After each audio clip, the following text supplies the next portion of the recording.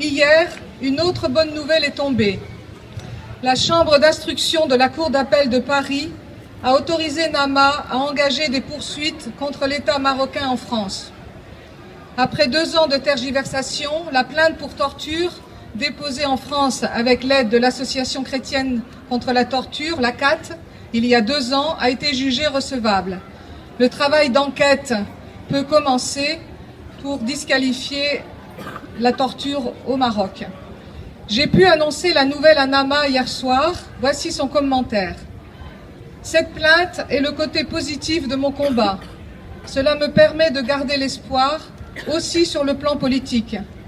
Je distingue la position officielle de l'État français, qui n'a pas encore bougé, et celle de la question des droits de l'homme, et aussi celle de la société française, qui ouvre de grandes fenêtres avec l'exemple de la municipalité d'Ivry, et c'est bien cela qui contribue à casser le silence sur notre situation de prisonniers et sur notre lutte pour l'indépendance. Chers amis citoyens de la ville, concitoyens de Nama, désormais, je suis heureuse aujourd'hui de partager cette nouvelle avec vous.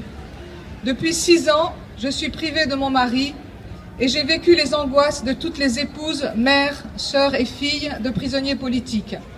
Cela a d'abord été l'inquiétude, mêlée d'admiration, lors de la tenue de l'immense campement de Gdeymizik de 8000 tentes, symbole de la société nomade sahraoui près de la capitale du Sahara occidental occupée, El Ayoun. Pendant 1 mois, ils ont retrouvé la vie libre, ancestrale de leurs ancêtres dans le désert, même s'ils étaient encerclés par un état de siège de l'armée marocaine, puisque les colonisateurs espagnols puis marocains les ont sédentarisés de force. Cela a été un puissant défi pour le gouvernement marocain, qui ne s'y est pas trompé, qui croyait avoir réussi à convaincre le peuple marocain et les chancelleries occidentales que le peuple sahraoui n'existait plus, qu'il était devenu marocain après 35 ans d'occupation militaire coloniale illégale. Ensuite, cela a été l'angoisse vécue lors de la disparition de Nama après son enlèvement, la veille du démantèlement par la force du campement de Gdeymizik, pendant une longue semaine, peut-être la plus longue semaine de ma vie, parce que j'ai cru qu'il avait été assassiné étant donné la violence avec laquelle le camp a été démantelé. Cette angoisse de la disparition forcée, c'est ce qu'ont vécu et vivent encore des milliers de familles sahraouis qui n'ont jamais eu de nouvelles de leurs disparus. C'est un dossier qui reste ouvert depuis 1976, date d'invasion par le Maroc, et pour lequel il faudra bien que justice soit rendue un jour. Cela a été ensuite le silence durant 6 semaines de mise au secret avant ma première visite à la prison militaire de haute sécurité de Rabat, autorisée pour les familles.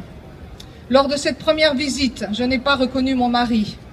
C'est aussi un souvenir très traumatisant pour moi.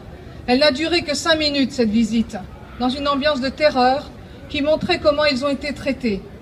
Pour moi, ça m'a rappelé les images de Guantanamo qu'on a vues à la télé à une époque. Il n'avait plus de lunettes. Et il a vécu ces 6 semaines dans le brouillard. À chaque arrestation, on le tabasse et on lui casse ses lunettes, or il ne voit rien sans elles. Pas un sourire, rien. Et je me souviens de son abattement quand je lui ai énuméré tous les noms de ses camarades qui avaient été arrêtés et dont il était sans nouvelles depuis son arrestation. Lors de ma deuxième visite, 2 mois après, c'était le printemps arabe au Maroc. Puisque Gdeymizik, c'est le prélude du printemps arabe, avant la Tunisie, même si on n'en a pas parlé ici. Et en Maroc, ça s'appelle le mouvement du 20 février, qui a été bien persécuté aussi.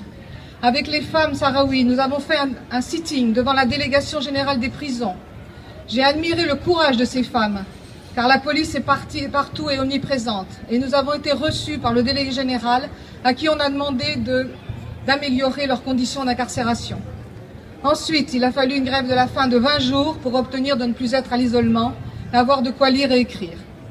Donc ça a été 5 mois, tout seul, chacun dans sa cellule, sans rien que leur propre imagination et pensée pour survivre. À cette époque, il n'y avait pas de téléphone pour communiquer. Mais j'ai téléphoné au Quai d'Orsay pour dire mon désarroi devant cette grève de la faim qui n'en finissait pas.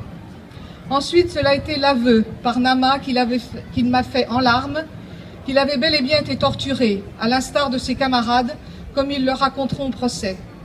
Ces souffrances, il les a aussitôt replacées dans la longue histoire de souffrance du peuple sahraoui qui se bat depuis plus de 40 ans pour obtenir sa liberté. Par ces souffrances, a-t-il dit, j'ai vécu ce que mon père a souffert pendant les 16 ans de disparition forcée qu'il a vécu dans les bains secrets de Hassan II. Père qui est mort il y a 3 mois sans qu'il ait revu son fils. Ainsi, j'ai payé ma dette au peuple sahraoui. Durant chacune de mes visites, j'accompagne Nama, ses compagnons et leurs familles, avec ces mères admirables qui se sont installées à Rabat, si loin de leur Sahara natal, à environ 2000 km. Elles se sont installées à demeure jusqu'au procès qui a eu lieu.